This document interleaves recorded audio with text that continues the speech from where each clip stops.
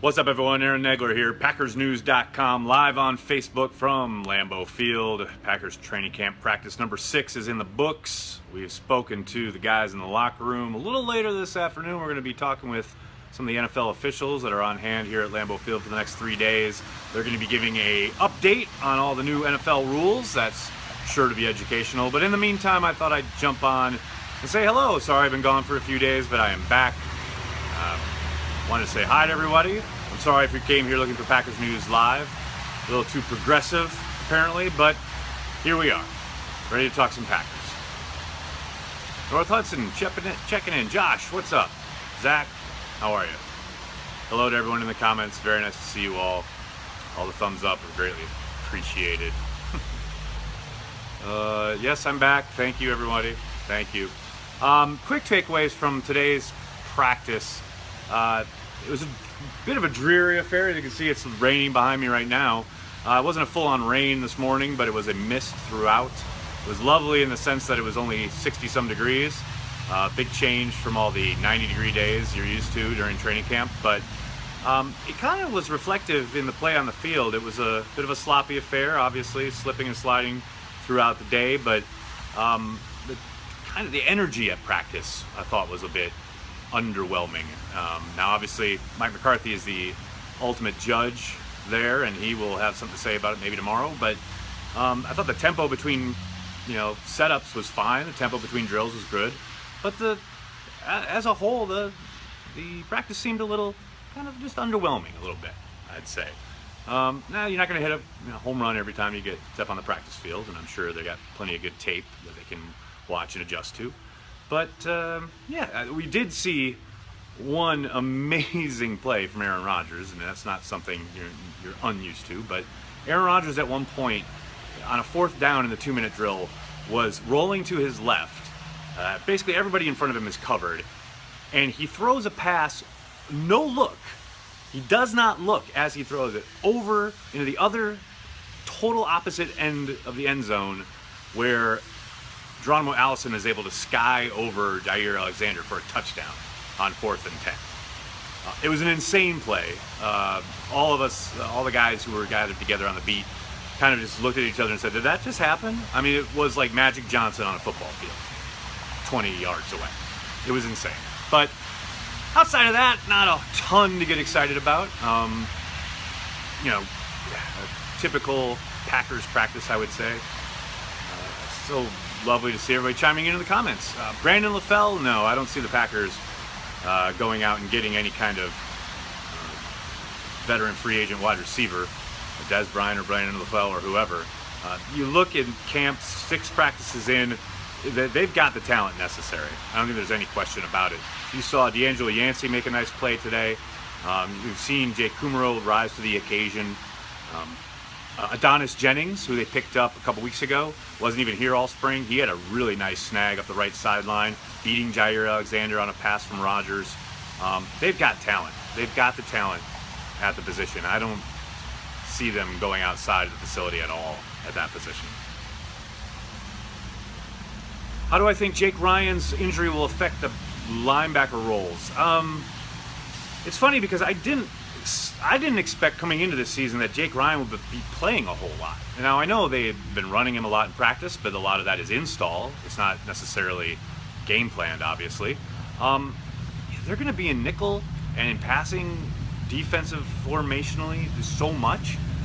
I would have been surprised if he would have played more than 20% of the snaps on the season. So, to my way of thinking, I'm thinking it just means they got to get Oren Burks ready to step up more than they probably already were.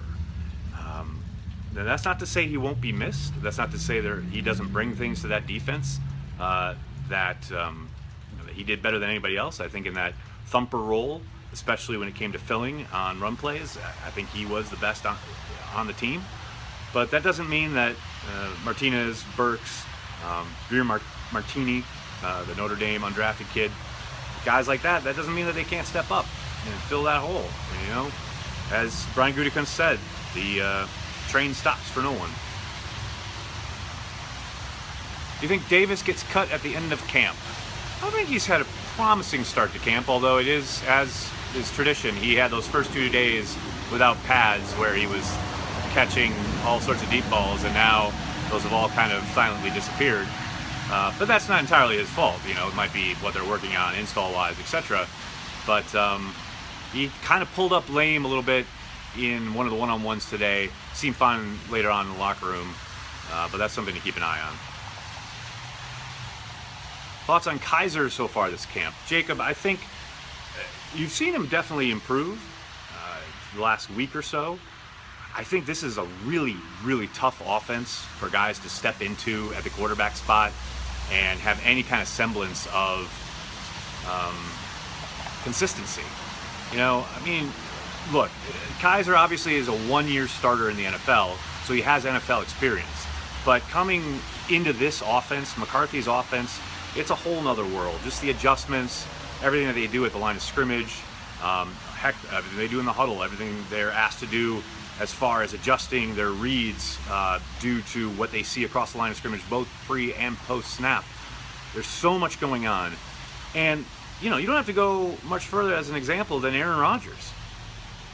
People forget now because he's all universe Mr. Aaron Rodgers, but, you know, Aaron Rodgers did not look good his first 2 seasons in Green Bay. His first 2 summers in Green Bay, he looked downright pedestrian, if not bad. And I think Kaiser looks pretty much the same. There are moments where you see the athletic ability. Today he had 2 throws in a row during team drills that looked really good. And he was pushing it upfield. That was kind of something that wasn't happening last week where he was dumping everything underneath. Today he let it rip downfield a few times.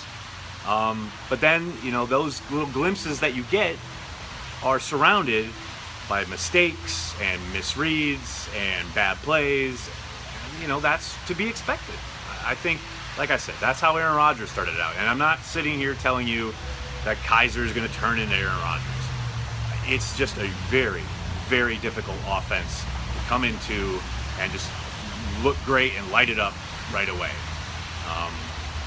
So Kaiser has looked uneven, but nothing that I don't think anybody expected. My thoughts on everyone asking for Navarro Bowman. I think it's a name that everybody knows, and I think his best days in the NFL are clearly behind him. Might they bring him in down the road if they deem it necessary for, you know, depth at inside linebacker? Possibly, but I think that's a ways off, and I would actually be pretty surprised if they went that route. If someone calls me while I'm live, it's a problem. I know NFL Network put something out yesterday that Aaron Rodgers and the Packers had some progress. I put it up in Morning Buzz this morning. Make sure you check that out at packersnews.com. But, you know, I think it sure feels like they're aiming towards trying to get something done before the start of the season. Even if they don't, I don't think it's that big a deal. They still have all of next offseason to really try to hammer something out. But I do feel like the Packers would like to get this done sooner rather than later. Thoughts on the number of interceptions Rodgers is throwing? Completely inconsequential. I know a lot has been made of it the last 4 or 5 days. Look, 2 things are happening here. Aaron Rodgers is using training camp, as he always does, to try and learn about guys, try new things, push the envelope in ways that he never would during a regular season game. And the other part of it is he's facing a defense and a defensive coordinator that he is not familiar with, doesn't know like the back of his hand, and can take advantage of. Mike Pettin is the real deal. And that is no shade on Dom Capers, but Pettin is a much better defensive coordinator at this point in 2018. And he is throwing a lot at Aaron Rodgers that he has not seen on a practice field in a long time. So I think those 2 things combined, and I think there's another element at play on the defensive side of the ball. There's a little bit more talent at cornerback. You add all that up, and that's why Aaron Rodgers' interception total is maybe un-Aaron Rodgers. Is Josh Jackson looking good so far? Sherwin, good is not a word that leaps to mind when I think of Josh Jackson's performance so far in training camp. I think it's been what you would expect from a rookie corner. He's had moments, he's flashed at times, but he's also been beat badly on occasion. And he's got a real bad habit of grabbing guys downfield. He's been flagged for it a few times. And it's definitely a bad habit that he needs to break sooner rather than later, because he is going to cost his team, automatic first downs basically, and those are brutal. especially on third down. So I think he looks the part. I think that the potential is there. The talent is definitely there. But he's got some work to do, no doubt. Silverstein needs a new sidekick. Who's next man up there? Ken, I know they're in the process of interviewing. Hey, maybe it's not a man. Maybe it's a woman. Who knows? We'll see. But I know they're interviewing, and hopefully the Journal-Sentinel will have someone to work alongside Tom there. End of camp, maybe by the start of the regular season. We'll see. Should I go get the J.K. Scott Pro Bowl jersey? All right, let's slow down on the Pro Bowl, but J.K. Scott is something we haven't seen around these here parts in quite a while, which is a legitimate punting threat. Whether it's being asked to kick for distance or kicking for hang time, directionally, etc., this kid can do it all, and he does it all pretty well. Now, a lot of this has come against kind of a mush rush, half rush, etc. They did some full rush today.